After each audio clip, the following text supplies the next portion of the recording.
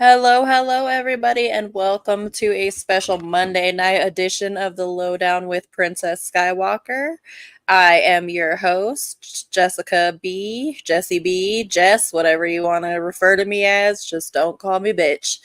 Anyways, this week I've got my lovely co host, John Anthony, with me again. How What's are you going tonight, on? John? I'm doing great. Thank you. How are you? I'm doing all right. Thank you for being here again. So glad to have you.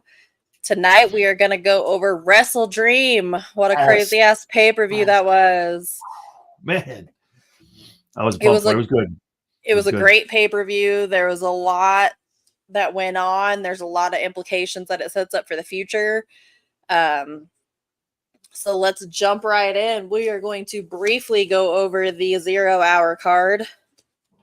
We had the ROH TV title match, which was Brian Cage versus Atlantis Jr. Never heard of Atlantis Jr. before. That was the very first time I'd ever heard of him. So,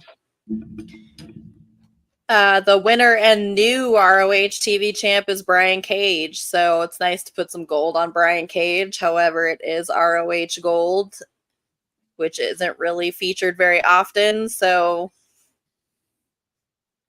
okay for him, but not spectacular.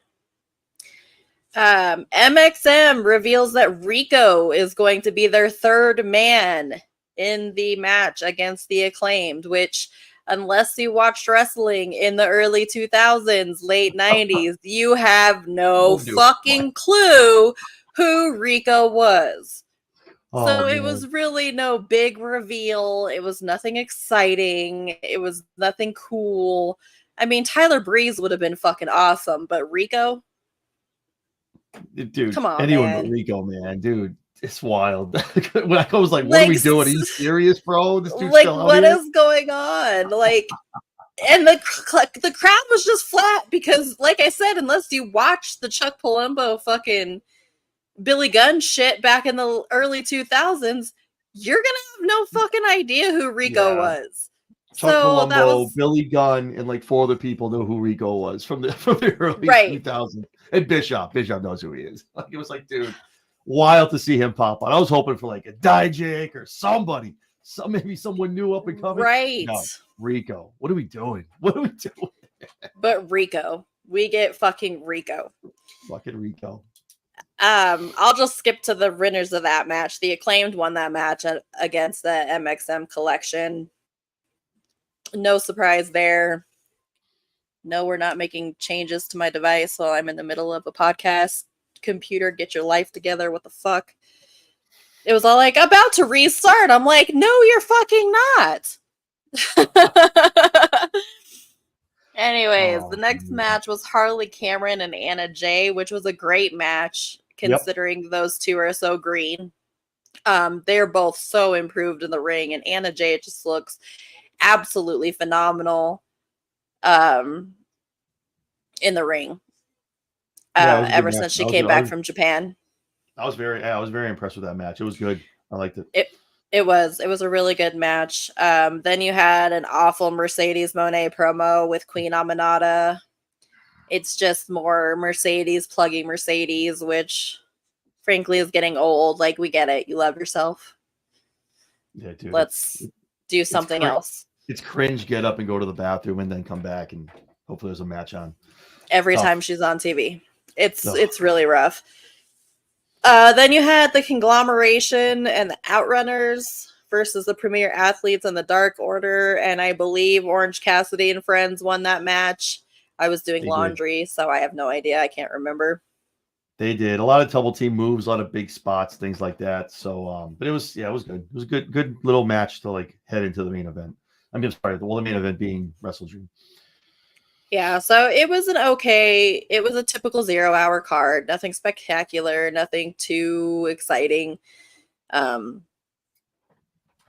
I will get to the main card because that's where the meat and potatoes and the good stuff is. So we'll get Yes. into the main card here.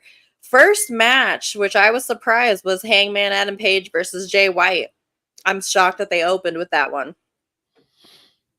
I think you wanted to get the crowd going. Like it was like these two guys. Obviously, it's a rivalry. Two ex Bullet Club guys. Like you want to see them fight. I think the crowd was hot for it. They obviously did great stuff, like just working over Hangman's knee and just the spots going back and forth were awesome. Awesome match. Just like we were talking about before, we were giving our predictions. This match definitely delivered on all cylinders. Absolutely. There was, bad spots. It went as I expected, with Jay White taking the win. It just kind of, sets up the perpetuation of the Hangman continuing to go downhill. He did win against Swerve, but he's primarily lost a majority of his matches. So it just keeps going on. Hangman told him he's not fucking done with him yet. So he made sure the camera made sure to grab that coming out of his mouth. He said it like 3 different times. Made sure that we saw that actual point of the match, of the situation where he was saying this isn't fucking over. I kind of expected maybe a Swerve thing, but I'm glad that they didn't, because they're wrapping up the whole Swerve Hangman thing. So I'm glad that they're not reliving that or rehashing that at all. No, I agree. And obviously, we'll talk about Swerve's getting to a lot of bigger and better things moving forward. So I think they definitely need to put a bow on that rivalry for right now. Definitely. It doesn't need to go any further. The last match was good enough. It got so brutal that how do you really top that brutal of a match when you had that the first time? Exactly. Second match of the night was Willow Nightingale versus Mariah May, which is, again, a really good match. Mariah May and Willow are both phenomenal in the ring. It was a great back and forth. It wasn't one-sided. It was very back and forth, which was nice to see, with Mariah May getting the win, which needed to happen. No, it did. Like we talked about, obviously Willow is going to be a phenomenal champion when it does happen. Just was not that time yet at WrestleDream. I was expecting something with like maybe a Toni Storm appearance, something going on, somebody coming out after the win, but everything was clean. Everything was good. Yeah, Willow looks great, man. Her cartwheel's amazing. I mean, they're awesome, man. She can go in the ring. They both can go. And eventually, hopefully, obviously 2025, I'm sure, is a year we're going to see Willow as a AEW World Women's Champion. Absolutely. I hope we see a belt on her, the women's championship belt, to be more specific, on her soon, because she definitely deserves it. She's earned it, in my opinion. With her performance, all the matches she's had, she's definitely earned it. They definitely dragged out the end of that match as if there was going to be like a Toni Storm spot, or there was going to be something happening. They really dragged it on. And so I was kind of disappointed when nothing happened, because of the fact that they dragged it on for so long and made it seem like something was going to happen, and it didn't. Yeah. So that was a little bit disappointing. Yeah, that's why, like I said, I was hoping it was going to happen. The crowd got hot, though, and they thought Willow was going to win, though. When they thought that she had that 1, 2, 3, man, it was like 2 3/4. The crowd was hot. They popped hard for that. That would have been, like I said, when she does go over, finally gets the belt, it's going to be awesome, awesome stuff when she's the champion. Oh, it's going to be phenomenal. And like I said, she deserves it. And the crowd is going to lose their fucking minds when she finally does win an AEW championship. Jack Perry versus Shibata for the TNT championship match. Interesting match. I am obviously a Jack Perry fan. If you can't tell, I've got my Scapegoat shirt on tonight. Love it. So I'm a big Jack Perry fan. The end of that match, I ain't feeling it. Now you're talking about the end where we get the run-ins, everyone comes out, all that good stuff. No. I'm just talking about the match. The result, the 1, 2, 3. The end of the result of the chokehold into the 1, 2, 3. I wasn't. It should have been different. Yeah. It's the same thing when they do like we talked about, it happened on Dynamite. You do the fall down pin, both shoulders are down, 1, 2, 3. It's a draw. That's kind of what you went for anyway. It was like a half. It should have been a submission. It was a pin. What is it? I don't know. I didn't like the way that went. I mean, Shibata lit him up, man. Like once, like the whole first 15 minutes, kicked his ass, man. It was an awesome match, man. And then obviously once the pace settled and you saw where it was going, you knew Perry was going to retain. But that was an awesome match, man. But I agree, the ending was meh. Yeah, I would have liked to seen a more definitive win for Jack Perry rather than him being almost choked out just randomly getting the pin. It wasn't eventful for me. It was just kind of like, really? So that was kind of disappointing. Just the fact that they did it so blah. Then we get to the really exciting part. So Jack Perry starts attacking Shibata. So much happened in the next 5 minutes of this pay-per-view. It was just crazy. There were so many storylines set up and so many matches and everything for the future. Storylines set up, bringing storylines back. So Jack Perry attacks Shibata after the match. And Shibata gets saved by Daniel Garcia, which makes sense from last week's episode. Shibata getting the nod, from giving Daniel Garcia the nod, saying if he won the TNT Championship belt, that he was going to be his first opponent.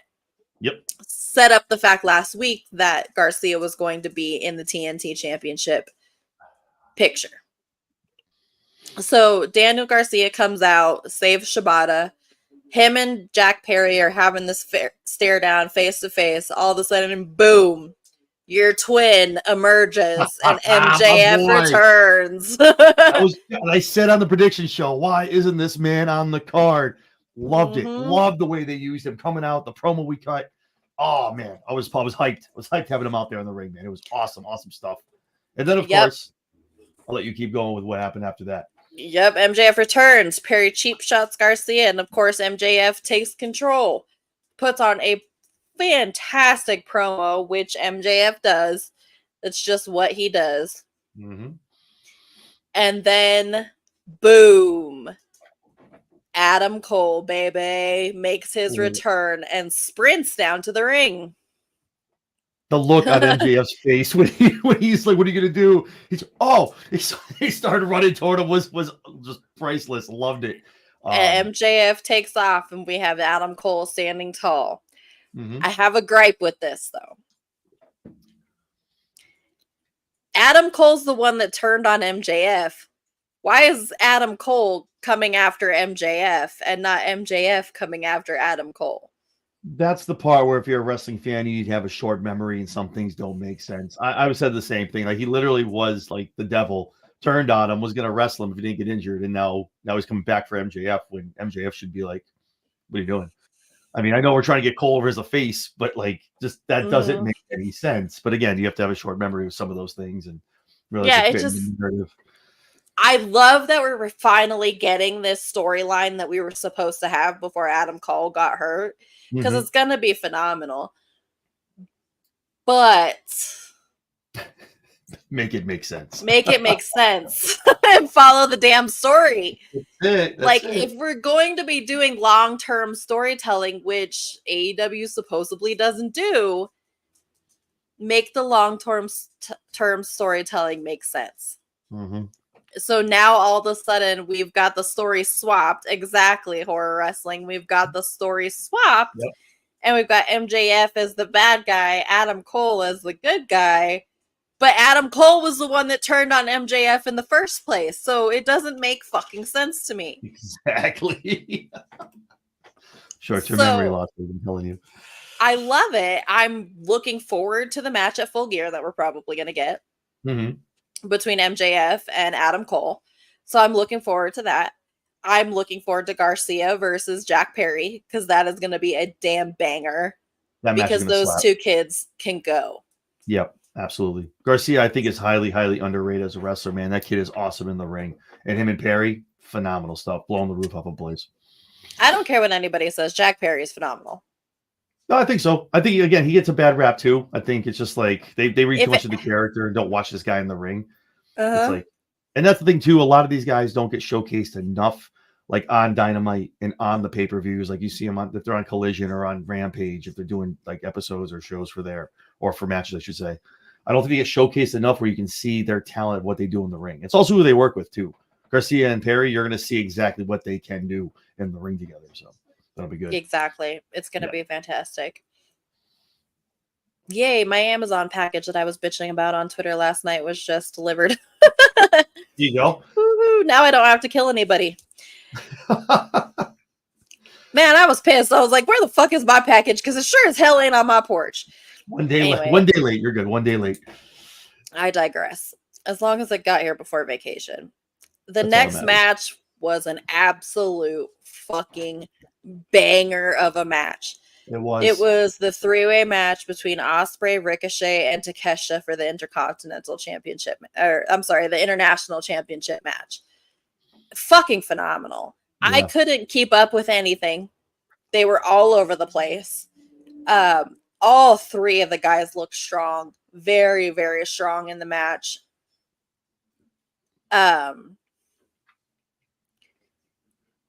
It was very high flying, but it had Takeshita there to slow it down a little bit and not quite be as gymnasticsy, because you had Takeshita and his slower technical style in there to kind of make it slow down a little bit.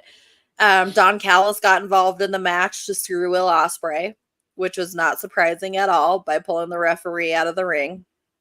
I do have to say the spot through the table was fucking crazy. Wild. When he put Ricochet through that table, I was like, damn, Ricochet's dead. Yeah, we've just witnessed a murder. We know who's not winning this match right now. It's Ricochet, because we just witnessed his demise. Yeah.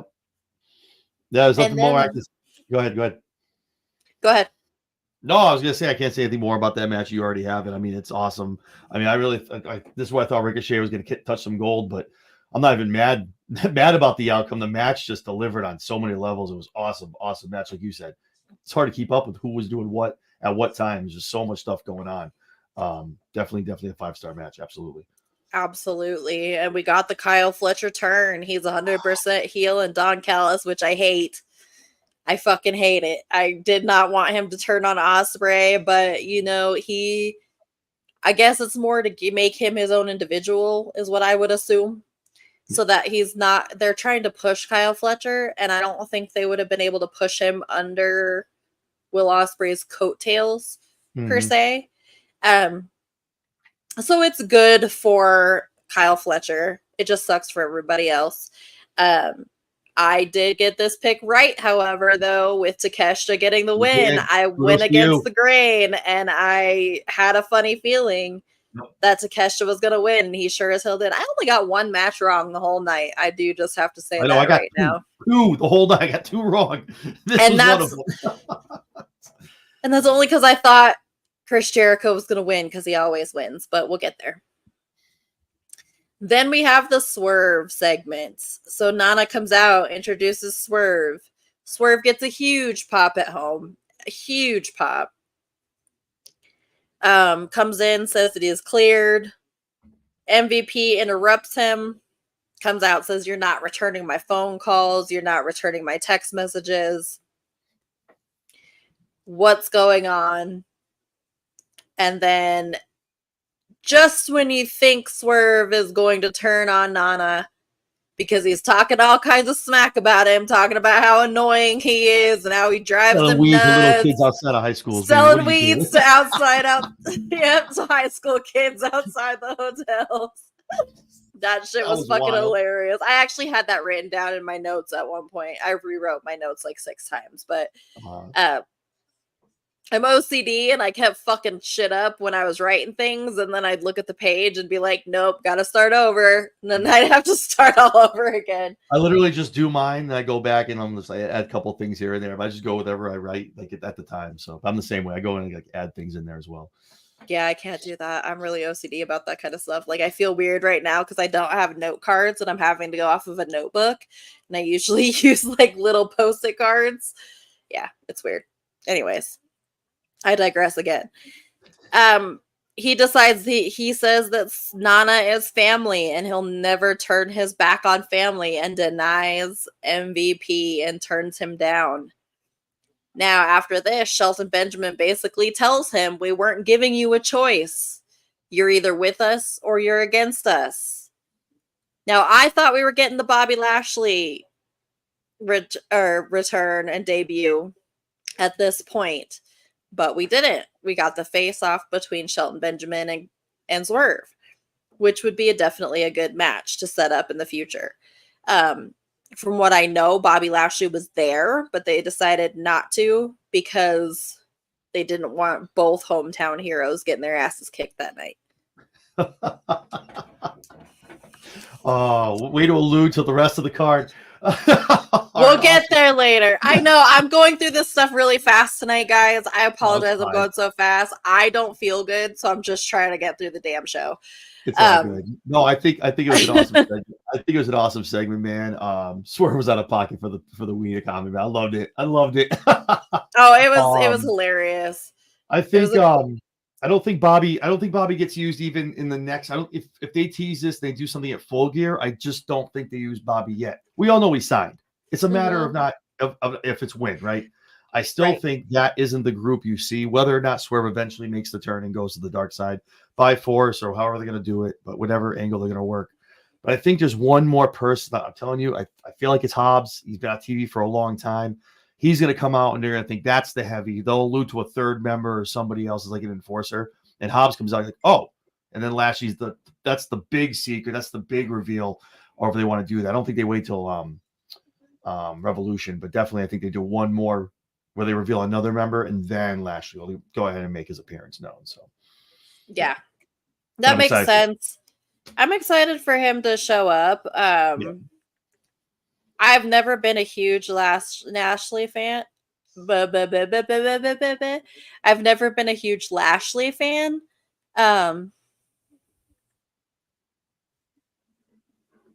on one second. Got distracted. Never been a huge Lashley fan, but it's gonna be good for him to be in AEW. It'll be interesting to see what they do to him because his last run in WWE was so bad. They just used him terribly. No, I agree. That was a horrible run, and just the way he went out, it was just like, you know what, I'm done. I'm out of here. I'm not resigning. I don't want anything to do with this. I'm out. And the cool thing is having MVP there, having Shelton, you have Lashley, like they can literally be like, look, this is what we were going to do with the Hurt Business. This is what we wanted to do, whether it was VKM, whoever kiboshed it and put the brakes on it. They can just kind of put their own little spin on it and continue that in AEW. And I think that's going to be awesome to see Lashley in that position that he was in that group and having that around him. He was booked solidly when it was Hurt Business. And whatever happened, obviously went to the wayside and just kind of fell apart. But I think him being the centerpiece of that group and putting the right people in AEW around him that can use that, like a Hobbs, a younger guy who can use a push, kind of get a rub from being in the group and then go on their own to get an actual good singles run. Yeah, I think that's going to be perfect. And Lashley's just the guy to do it. Absolutely. I agree with you on that. He's a good veteran. It'll be a good place for him to be. It'll be another strong veteran in the locker room too. Mm-hmm. For all the young guys. I agree. Next match was kind of a meh match. I didn't pay a whole lot of attention to it just because I'm not really invested in the characters. It was a Hologram versus Beast Mortos. 2 out of 3 falls. As every 2 out of 3 falls match, Hologram gets the first pin, Mortos gets the second pin, and then they got to decide the third pin on who's going to win. No surprise here that it was Hologram. He's on an undefeated streak. I didn't think they were going to take that away from him. They seem to be doing something with him and his character. Now he's primarily been on Collision, which is why I'm not super familiar with him, just because Collision's not my big thing. Your cup of tea? I don't watch Collision. There's just too much damn wrestling on. I'm usually busy on Saturday nights. It's just, it's not that I don't love AEW. It's just that there's just too much fucking wrestling on TV, and I can only watch so damn much of it. I love it. A lot to take in, man. A lot to watch. Like we were talking about one night, you can watch it 7 nights a week if you want to. You could. You really can. It's wild, man. I'm telling you. Like on Sundays, you just catch up with everything you missed for the whole week. Exactly. Yeah.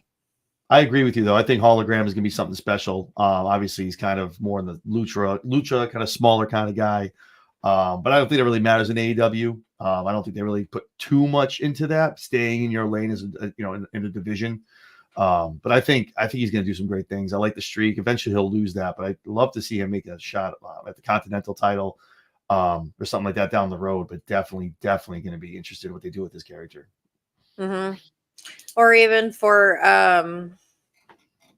the one that Okada's walking around with, not doing anything with. What belt does he have? Yeah, the Continental. Is that the Continental? Oh, okay. That's why I didn't see the international, because that's a hot potato right now. So that's what I was thinking of. Yeah, Okada's the one kind of just chilling with the Continental, and I mean, eventually I'm sure it won't be him that takes a loss to somebody. But whenever he donkeys that up to another wrestler, then you'll see Hologram come over and kind of probably grab that as his first belt. Yeah, first belt that he grabs. It's just not featured very often. It's just kind of is like the tag team belts, which we'll get to, being held hostage. Oh, and a second loss of the night. Damn it. Well, before we get to that, we did have a crazy ass match between Darby Allin and Brody King. Holy shit, what a fucking David versus Goliath match that was. That was phenomenal. That did not disappoint whatsoever. Brody King off the damn top rope onto those fucking stairs. Like, wild. Getting that positioning fucking perfectly from falling out of the goddamn air. Yep. Like, I want to know how many times they rehearsed that, because that was just insane. That could have gone so bad had he not landed perfectly on those stairs. Yeah. Awesome spot, man. The whole match was amazing. I'm probably sure that's the only spot that they had to practice. Everything else, these guys were awesome in the ring. The chemistry was great between these guys for a big guy and a little guy. Awesome stuff. Like we talked about, this match definitely delivered. I mean, obviously Darby was going to win this, but just the match flow and the way they told that story, there was just, because Darby just wouldn't give up, needed to win this match. It was just, and these guys have some history together, so it was such a great match. And that spot, that did it for me. That's where I was like, this match is off the chain. Because they had Brody dominant throughout the match, like you would have thought it would have been, because he's so much bigger. They had Brody dominant throughout the match until the end, and it was great. Their chemistry was fantastic. Horror Wrestling, I agree, them being tag team champs someday would be phenomenal if they could make it as a tag team partner or as a tag team. They just have chemistry from their history with each other. They've got chemistry, so it's great. It was a good match. Not a typical Darby Allin killing himself match, but there was still some really crazy spots, enough to get it over and get the crowd going wild. That's one thing I do have to say. Compared to Dynamite's crowd, Tacoma was on fire. Oh yeah, they were hot all night. They were with it, man. They were cheering, booing, chanting things. It was awesome, man. I really like the crowd. Obviously, these guys, they feed off of it. You could tell, like it was awesome stuff. Thank God it was as flat as what Dynamite was, man. Man, yeah, because that was bad. But yeah, I hope I see more. You talked about it too, Darby not being an average Darby match. Like we see more matches like this with him. Showing like another side, I guess, another match, a move set he has. Just like it was great to see, just not all the aerial stuff all the time, just kind of in the ring, getting it done, getting down and gritty. But yeah, that was awesome to see. Hopefully there's more matches like that in the future. Yeah, and I think they've got some stuff set up for him for the future. Definitely foreshadowed at the end of the show, which we'll get to. Absolutely. But they've got big things coming for Darby, I'm pretty sure. I agree. Now we get on to the tag team match, which I got right in predictions. Ooh. But I don't agree with it. I didn't want to choose them, but I just had this funny feeling that Young Bucks were going to get over Private Party, which I'm so sad that I got this one right, because Private Party was so fucking over in this match. So over. Man, that spot where he almost pinned him. Oh, so fucking close. The last 5 minutes of that match, the spots were nuts. Like from Private Party, and it was awesome, man. I was holding out hope. I'm like, please not this be the one where I got to get this wrong. And obviously, like Young Bucks retain, but it's just give up the belts. Give Someone them pay up the ransom already. for those belts that they're holding hostage, please, and please get them on somebody else, please. They don't need those belts, please. As tag team MVPs, they should be elevating their fucking tag team Yes. division, not holding the tag team division hostage. I love the Young Bucks. I am a Young Bucks fan. I adore them. Get the fucking titles off of them. I agree. Give them to somebody else. Use your magic to elevate your goddamn tag team division, your tag team wrestlers. Why aren't you doing something about your tag team division? Yeah, I agree. We talked about it when we did the prediction show. And actually, I think Horror Wrestling actually just hit on it, actually. Losing made no sense. We have a hype package telling them to get their shit in gear. You start off with a promo from the Bucks telling how trash they are. That's all they did for 2 weeks was like, or I'm sorry, the week before was like, we've been here so long. We need to win. We need to do this. We've been doing this too long. And usually when they do that, it's a precursor to them actually winning the belts. And the Bucks don't need belts to be over as being the EVPs. And like you just said, you're such into tag wrestling. It's just like, how many times are you just going to keep burying up and coming talent? Because you were right. The crowd was hot. Everyone's hot for Private Party. That crowd, they remind me of almost like a Street Profits from WWE. They're so over, and those guys have great chemistry together. I just think it was a missed opportunity on AEW's part. I mean, again, we'll see what happens down the road. There's going to be a method to the madness of why they're still the champs. But I just think you missed an opportunity. Even if it was like they win it, they lose it like at Full Gear. Let them hold it for a little bit, and then they're nefarious, and they're in a match getting it back at Full Gear. But give it up to somebody so someone else can run with those belts. But that's exactly.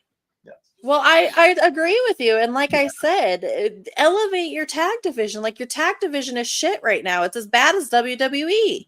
Yeah. It's bad. Both it's companies like, are just dropping the ball at their tag teams, man. It's bad. And WWE has 2 pairs of WWE tag team belts. And they still 2 pairs can't of get tag team, and they can't do anything right with them. Like, I don't even know who has the tag team one, who has the SmackDown belts. 3 titles: NXT, Raw, and SmackDown. Well, NXT, I'm sorry. You know what? I should include them. NXT, they do a good job with their tag teams. I know they do it down there. The SmackDown champs is A-Town Down Under. Is it so? I thought they lost them. Wait, oh no, Jesus, the Bloodline. What am I doing? Brain fart. Jeez. It is. It's the Bloodline. Sorry. Okay. But yeah, no, it's just like, and that's another thing. They're going to hold those belts until the thing breaks down and 2.0 breaks down. They're going to lose those belts. Like, dude, stop it. The tag belts should never, ever really be part of a storyline. Like, it really shouldn't matter. That's why you have the World Championship, your IC, your US. Don't use the tag belts for that trash. No, don't. But like I said, just fucking, yeah, that's right. Horror Wrestling, they've got the women's tag belts too, which they don't do shit with. Yeah. They just stuck them on Jade Cargill and Bianca, and it's just like, and that's all the build up when they face each other off in WrestleMania 41 when they break up and tag wrestling someone needs to revamp, man. I really thought when Paul got a hold of creative, it was really, and it started for a little bit too. You saw them start bringing people in and bringing tag teams in. I was like, okay, awesome, this will be good. And then right out the window. So I don't know, man. I don't know. It sucks. Wasted opportunity for a lot of great teams, man. Great teams. And tag wrestling just isn't what it used to be, and it sucks because they even have the trios titles, which they're doing absolutely nothing with, like we talked about last week. The Lucha Brothers and Pac didn't pan out, so they had to pivot and put them on Blackpool Combat Club and then break them up. It doesn't make any fucking sense. Any sense for that? Like like me and Vinny were talking about the other night. You should have put them on House of Black. Yeah, that would be perfect. If the Lucha Brothers weren't going to work, put them on the House of Black. They're a legitimate fucking trios team. Like, and we could all use a little more House of Black on regular TV too. Like that'd be nice too. Yeah. Which unfortunately I don't think what we're gonna give. No, I don't think so, unfortunately. But Alistair's too mad. But it is gonna be nice in another year and a half. It sucks he's gotta sit there and wait, but when he comes back, I think he's gonna get used phenomenally in WWE under Paul Levesque. I think you're going to see whatever when he started in NXT and brought up, and then whatever crap they decide to do with him, like the character he's going to have coming back to WWE is going to be exactly what they want to do when Paul brought him up from NXT the first time. It's going to be awesome stuff. Awesome stuff. Mm-hmm. It definitely is. But it was a bummer watching Private Party lose that match. Same. They put on that, like I said, that promo package at the beginning. I was like, there's no way they're losing. Like, they're hyping it up way too much right now, and then just completely deflated the whole arena when they lost. They really did. Like, they got the pin, and we're just like, I mean, not for nothing, it took them 3 TK drivers. I get it, but it's just like, bro, still, like, what are we doing, man? Like the whole montage where he was doing it himself and almost got the pin, man. I was like, yes, and then he kicked out. I'm like, yeah, that's it. Now they're gonna come back and win. Like, I was just, I was just like, son of a bitch. Just talking about it, man. That was the one match you had such an opportunity to pop the crowd, get somebody over. Like I said, even for like 4 or 5 weeks before full gear, take them back. But just like, dude, oh man, I don't know. It sucks. Private Party's really good too. They're trying to. They're great. Like I said last week, they're great on the mic. They're great in the ring. What you just saw on Saturday, awesome match, man. They can go. They can bang. It's just Young Bucks are holding the tag team division hostage, and that's just the way it is. Yeah. And this coming from an avid Young Bucks fan. Like, I'm not a Young Bucks hater. I'm an avid Young Bucks fan. Get the fucking titles off of them. Do something. I just want to see someone else touch the gold, bro. I think it's so much better to chase than it is just have the same champions over and over. Maybe I just have PTSD from Roman Reigns for 3.5 years. I don't know. I just like to see champions holding belts for long periods of time. It doesn't make sense. It's just like it doesn't. It doesn't to me either. Just like Roman holding the title hostage forever, like you just said. They wanted to make history, but make it make fucking sense. Cody kind of helped it make sense at the end. I get the run back, but it was just like the way he didn't defend it enough for me. I get it. He's the heel. He's prime time. He went part time with the new contract, and he's cinema when he shows up. He only does it when it's big time. I just want to see some more defenses, like 15 to 20 more. Let me make it a little more like enjoyable for me. Like, oh damn, this guy's really put it to the nose to the grindstone. Wrestling, defending the titles 12 times in 1 year and then dropping it to Cody. But I mean, Cody, like I said, helped it make sense for the run back. For the first time, then the whole run back, I was like, what are we doing, man? A whole year of this? So, but yeah. So I wasn't happy with it. That was the only one that I wasn't. Well, there was 2 matches that I was happy with the results. I was hoping that I got this Young Bucks match wrong, which I didn't. And the next one, I'm very happy that I got fucking wrong because I did not want to see the Nueve. I did not want to fucking see the Nueve. The Ocho was annoying enough. Keep him the goddamn Ocho. There's no reason to do that. Mark Briscoe needed this more than he did. Mark Briscoe is ROH. That's where he came from. That's what he knows. He should be the face of ROH. So I was very happy to see Mark Briscoe win and retain that championship. I told you Briscoe's going to win that, baby. He did it for his brother, and just, dude, he took it to Jericho at the end, man. That was just awesome match, man. Those two are good in the ring together. Jericho's getting up there, man, but he can kind of still go a little bit, actually. I was a little impressed. I was impressed with how he was in the ring. Sometimes he kind of just does 4, 5, 6 moves, does a lot of taunting, a lot of stuff. He went in this match, man. Mark took it to him. So, I mean, it was a good match. And, yeah, Mark retains. And obviously he was just talking about Jay the whole time after the match. And we kept looking up to the when Jericho looked up to go do the driver, I'm like, please, oh, man, don't tell me this guy's going to win this belt, man. This is so much heat. This is like bad heat. You don't want that, man. So, but that was a good match, man. I was really excited. Obviously, great. Very happy for the outcome, but just I think a surprising sleeper of how good of a match it was, especially with Jericho going in there. But it was good. Yeah, it was a decent one. It was definitely the palate cleanser, I guess, that was needed from the huge tag team match into the main event. So it was a good positioning for it. I almost would have preferred to see them start the show and then Hangman and Jay White take that spot. True. That's as not a bad spot. As the match before the main event. But it might not have gotten the crowd as hyped up as the other match did. So I'm not the one who writes this shit. I just analyze it. Then we get into our wonderful main event. The main event was phenomenal. The end was questionable. I don't know if I would have preferred Daniel Bryan tapping out rather than being choked out. But it made sense in the storyline, I guess. Yeah, it's one of those things. It's like Daniel goes down, not giving up. You know, and this is probably the last time we're going to see him for a long time. I mean, a lot of people are talking about he gets the surgery, he's just going to go to part-time, and that's all well and good. But this, if you listen to some of the interviews he did, and that's we talked about a little bit the foreshadowing of kind of knowing he wasn't going to win this match. Talking about the arms going numb. He just talked about losing his legs in the last match he had in AEW. I think it was Dynamite. His legs almost went out under him. Like, he's done so much and so many, and he's the GOAT, man. The dude, there's nothing else for him to do, and just losing it like that, obviously going out, having to choke him out the whole way without tapping is a better way to go out, I guess, than just dying on the sword and having to actual tap out. But man, what an ending! Mox just. And we're done talking about the match. We'll go into what happened after the 1, 2, 3. Like some of the foreshadowing they did in that is just going to be. It just tells a lot of things moving forward as well. To the future, yeah, for sure. Yeah.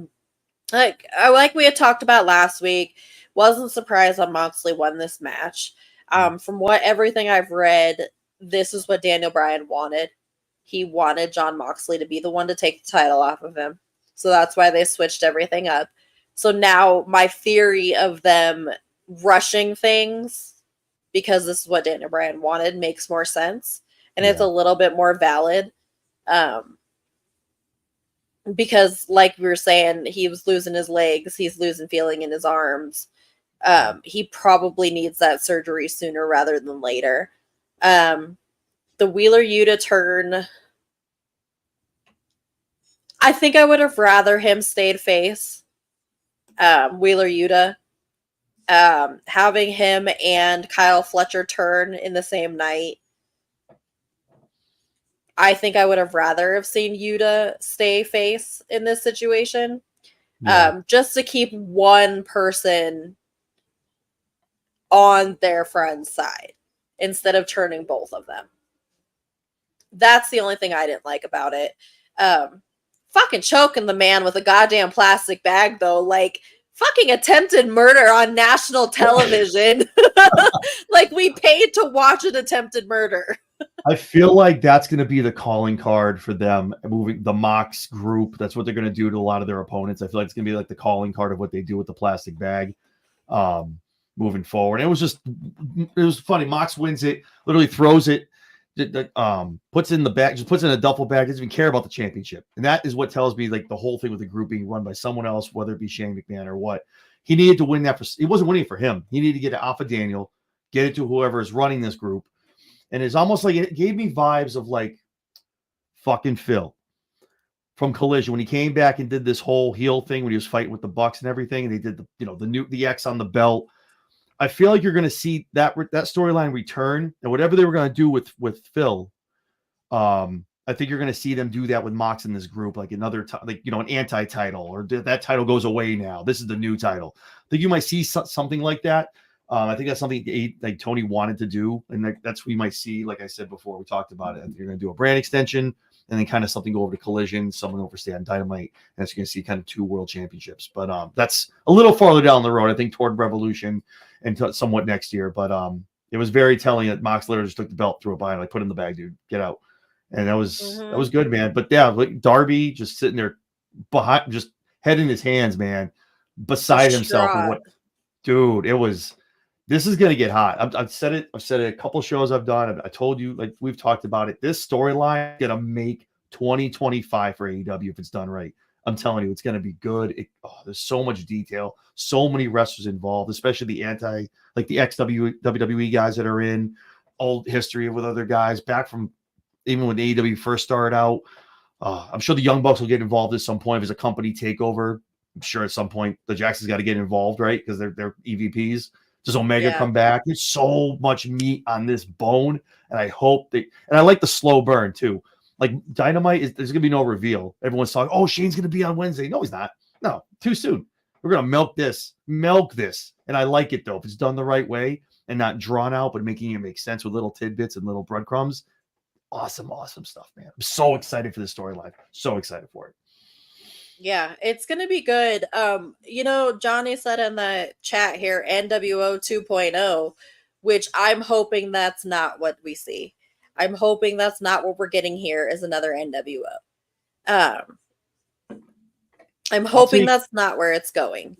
I'll take an NWO, meaning like a kill it from the inside thing where Shane is like, I watched your company. It's going to be the rhetoric that where I watched you. You don't know how to run a company, Tony. It's going to get dirty. I'm sure it'll be personal shots. He's going to say stuff about his father.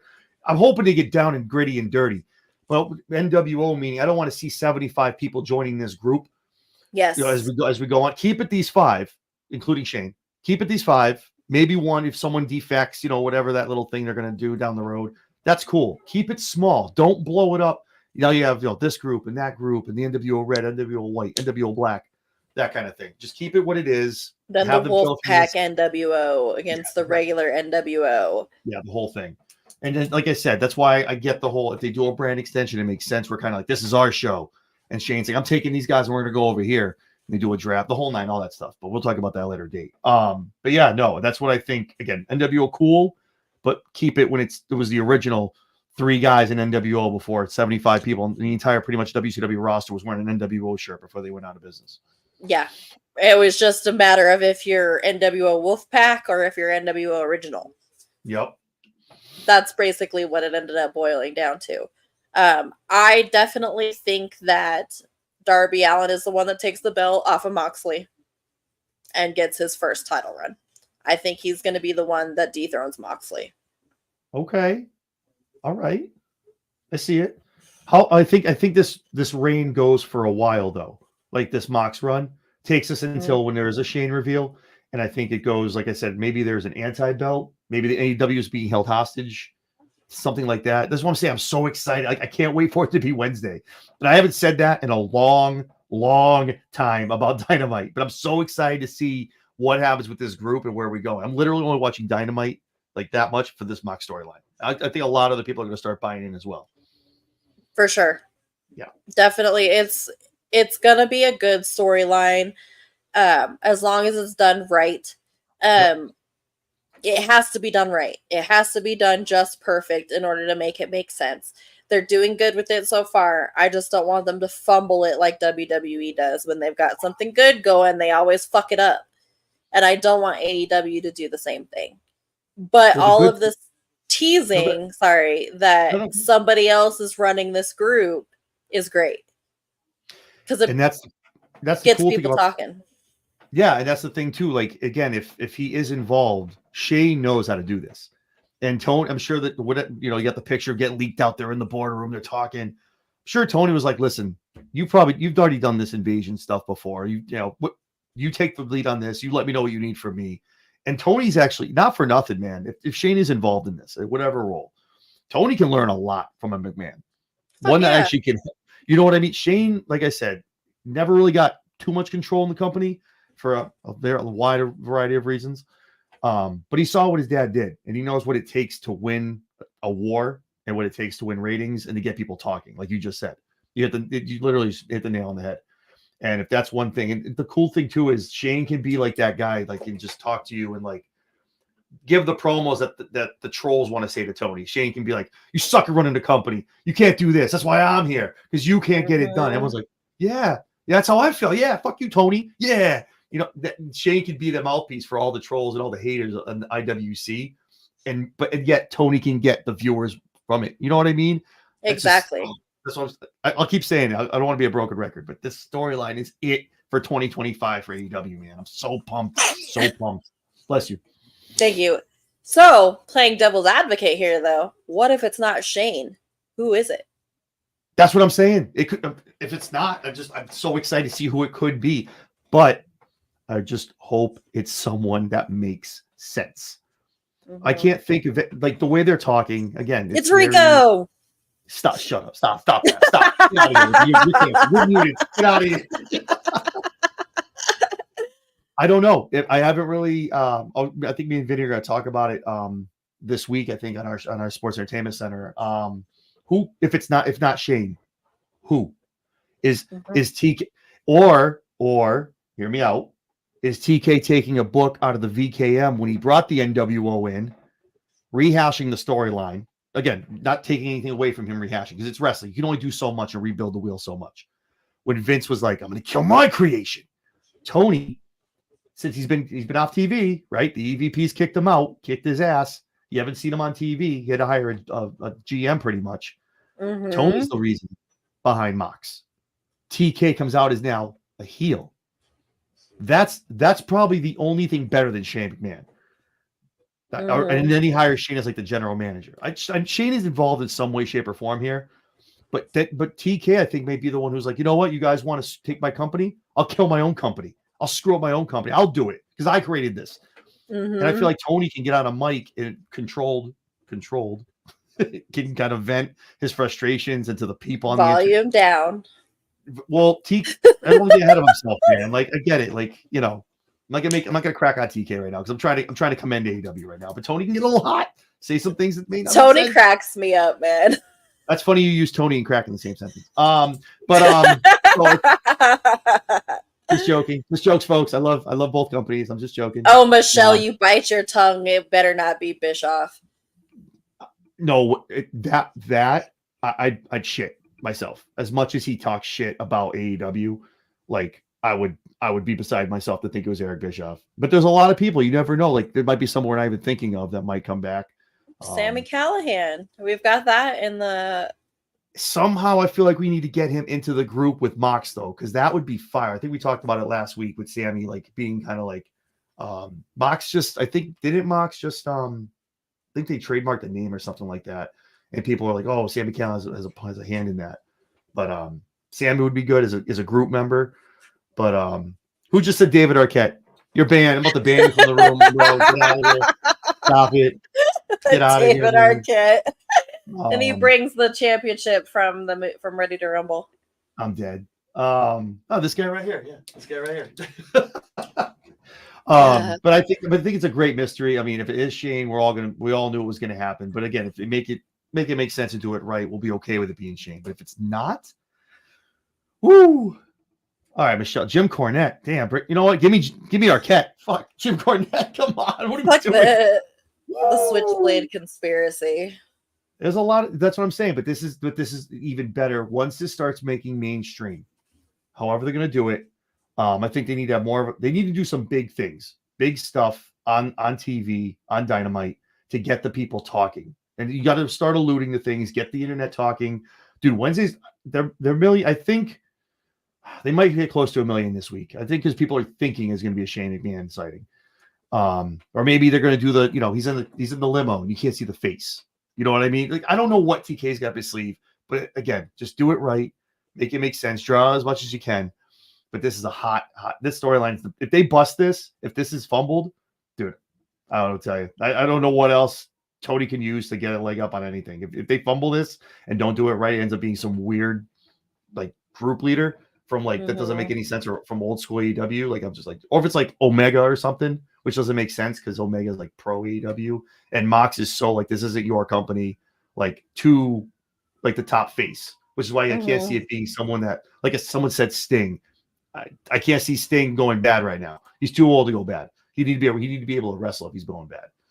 But yeah, I just think Shane's the ultimate coming to kill AEW, and Tony's taking it back, or Tony's killing his own company from the inside because of the Young Bucks and being kicked out for so long. So there's a lot of avenues. But I just whatever it is, as long as it's done right, baby. That's all I care about because it's going to be as long as it's done right. But it definitely set up. Just from the look on Darby's face at the end, it sets up him going after Mox. 100%. It has to be. Yeah. But I think I think it's a lengthy hold because it's like one of those things where he has so many around him in that group So I think it's a protection thing. It's almost like the bloodline. He's going to have all these people to kind of work to help him out and kind of run interference and things like that to help him out in a match. Well, and they've got 2 months until they go to Max. So what if they build it up for 2 months and the reveal is going to be on their first episode on Max at the first episode of 2025 to get people watching? They'll have the big reveal then. My thought was when the Max deal went down, they finally got it done. And kudos to AEW. That was a fucking hell of a deal. That's good money, man. That's good money. So Shane makes the appearance, like you said, on that night. Tony, I got the Max deal done. I'm the one that's, you know what I mean? It's almost like taking the page out of the WCW, WWE thing and making Shane just uber, I'm going to kill your company, you suck at this, and just making TK come back and make that build up of Team AEW, Team Shane, or whatever you want to call it. But this just reeks of like Invasion, old school WWE, WCW, when there was the whole takeover thing. It just reeks of that. But you saw what you did. They kind of fumbled it. Vince kind of screwed it up. It was a good match. Like once they had the match and WWE won, but after that, it was like what they do. They just fumbled a lot of WCW talent. They didn't have the good ones. They didn't have Booker T yet. They didn't have Goldberg. They didn't have Sting. So now you have the big players from WWE. You know what I mean? Maybe Lashley, he's in this group, and then he comes over and he does something to kind of screw over Shane and help AEW. There's just so many inroads, so many. But that's what I'm saying. It's just like I really hope whatever they have for this, it's planned down the road and it makes sense. Yeah, that's all I want is for it to make sense. Yep. But it's going to be a good lead up. It's going to get people watching. It's going to get people talking. It's just a matter of seeing what they can do with it. Yeah. You got to have some kind of hitting guy like they did with when Vince was like the higher power with the the ministry. You got to have somebody in a car, somebody in an office that you just see like the back of their chair, somebody talking to Mox on a phone, talking to somebody, making some weird reference where it's going to be go cryptic. People love that shit now. If you watch WWE, they love the White Rabbit, they love the White Six, they love this shit. They're still doing it. Anytime they get a feud with someone, they blur out the TV and they throw a QR code up. Not saying do that. Don't copy WWE. Right. Be cryptic. Have Mox say something. You went. Did you hear what he just said? It's like that moment with Wolf with Leonardo DiCaprio. Wait a minute. Go back. Catch that part. That's what they need to do. That's the shit you need to get on the internet, on Twitter, and then getting 400,000 views of everyone throwing their input of what did that mean? Who's he talking to? Who's he talking about? You know what I mean? That, just like you said, got to get him talking. And if anyone knows how to do that, it's a McMahon. For sure. Yep. I think he'd be a great addition. I'm still not 100% sold on the fact that he's coming in. But we'll see. It'll be very, very interesting to see if he does come in because he's going to be going up against family. He's going to be battling out his sister. Extended family. Stephanie doesn't do anything. Vince is gone. It's not still his brother-in-law.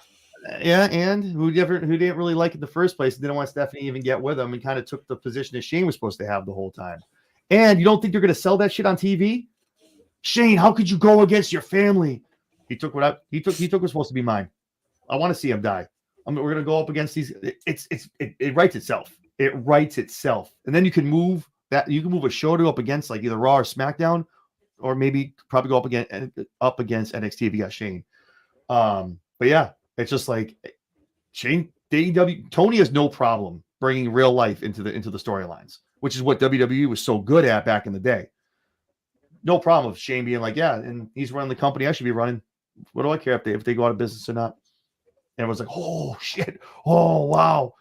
And at some point they're going to say something where people are tweeting at Triple H like, do you see what he's saying about you on the other in the company? Are you going to say anything about this? And you know it's going to be real heat, real stuff where it's like breaking kayfabe. He's going to say shit about Paul, and Paul's going to sit there and be like, "Fucking guy, this guy." I mean, it's going to be awkward at Thanksgiving, but it is what it is. But right. I mean, that is even if they have family Thanksgivings, because considering the fact that Stephanie quit when her dad came back into the fold, says a lot. Yeah, I agree. I think Shane, Marissa, and the three boys do enough. Probably go over and see Mama McMahon and maybe hang out with Vince, because Vince probably isn't going over to hang out with Paul and Stephanie. So, and the 3 girls in the house. I don't think they want Papa around 3 girls in the house after everything going on. So, it's just, I don't know. Yeah. It's it's a lot of stuff. We could probably sit here for the 3 like we could have a whole show just on that storyline. Right. And again, obviously we don't know, right? Like you always say, we could be just talking out of our ass. Like we don't know. Maybe Shane's not even not a problem. He was just there to maybe get some people to watch. But if Shane's involved, the opportunities and the endings are endless. The guidance for Tony. Oh, that's what Tony needs too. I've been saying that he needs somebody, and who better to have than McMahon in your ear? Hey, don't do that. Do this. Okay. Mhm. You know what I mean? So I'm telling I'm you, excited. it could be good. 2025, I think, is going to be a really, really good year for wrestling and a really good year for their rivalry. Yeah. It'll be interesting to see what happens this week on Dynamite. Like, very, very interesting to see what happens. Everyone's going to tune in to see if there's a reveal. So it's going to be good. I'm excited. Yep, I'm excited too. Well, that is what we got for you guys tonight. That is the breakdown of AEW WrestleDream. I give WrestleDream a B+. B+? B+. I'll give you a B+. B+. I'm with it. B+. It had room for improvement, but it was still a great show. If Private Party won the tag belts, we're giving it an A-. Just saying. Yeah. if the Young Bucks hadn't to hold the tag team's titles hostage still. Yeah. But B+. B+. B+ show. A for effort, B+ overall. Yeah. It was worth it, that's for sure. Absolutely, absolutely. Well, where can everybody find you, John? Oh, you can find me here on YouTube and on X at Chairshot Sports. You can also find us on Facebook, on Twitch, also on Instagram at the same, obviously, Chairshot Sports. If you're watching this on YouTube, please shoot us a follow and a subscribe and shoot us a like as well. Yes, thank you. And you can find me on X at Princess Skywalker 10, on YouTube at the Lowdown with Princess Skywalker. I am taking 2 weeks off because I am going on vacation. So I will be back the week of November 4th. Hopefully a lot will be going on since then. John has a big announcement on November 1st. So everybody watch out for that. I'm super excited for that announcement to come. So keep your ears and eyes peeled for that. More to come there. Thank you guys, everybody, for tuning in tonight on the Lowdown with Princess Skywalker. You guys have a good night. Peace out. Awesome. Toodles.